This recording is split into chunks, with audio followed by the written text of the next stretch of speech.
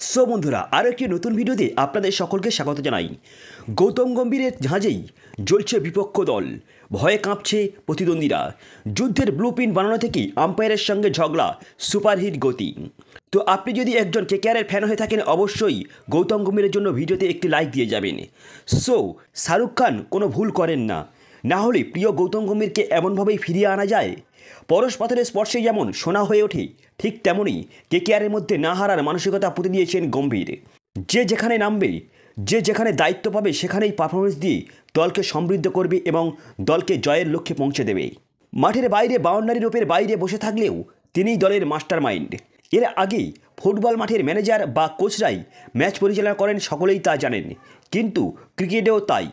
চেনা প্রবাদ ফুটবল কোচের গেম আর ক্রিকেট ক্যাপ্টেন্সির গেম, কিন্তু এই তত্ত্বকেও ভুল প্রমাণ করে দিয়েছেন তিনি। রোজই শ্রেয়াস আয়ার অধিনায়ক হিসেবে নামছেন ঠিকই, আর দল চালাচ্ছেন গৌতম গম্ভীর। পুরনো প্লেয়ারদের ফর্মে ফিরিয়ে আনা ঠিক যেমন মোর্চে পড়া জং ধরা তলোয়ারকেই ধার দিয়ে তকতকে বানানো সুনীল নারিন ও আন্ডে রাসেলকে। সকলেই জানেন দুরন্ত ছন্দে রয়েছেন এই দুই খেলোয়াড়।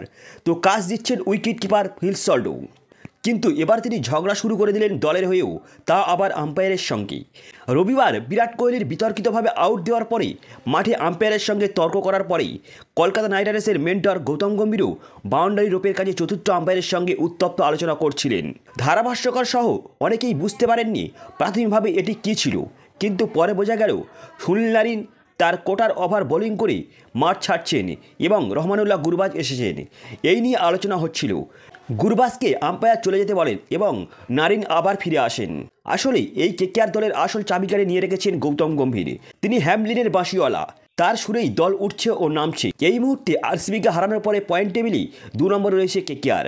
শুক্রবার পরের ম্যাচ পাঞ্জাব কিংসের বিরুদ্ধে। তো এমনকি আইপিএলের শ্রেয়াস আয়ারও এবার এই গৌতম গম্ভীরের কথাই চড়ছেন, দল পরিচালনা করছেন। আর তাই এই দলের ফ্যানেরা 2012-14 সালের পর ফের একবার 2024-এ স্বপ্ন দেখছেন কাপ জয়ের। সো বন্ধুরা, আমরা সকলেই আশা করি বুঝতে পারছি 2024-এর কেকেআরের এমন পারফরমেন্সের মেন কারণ হচ্ছে গৌতম গম্ভীর। তো অবশ্যই গৌতম গম্ভীরের জন্য একটি লাইক হয়ে যায় ভিডিওটি।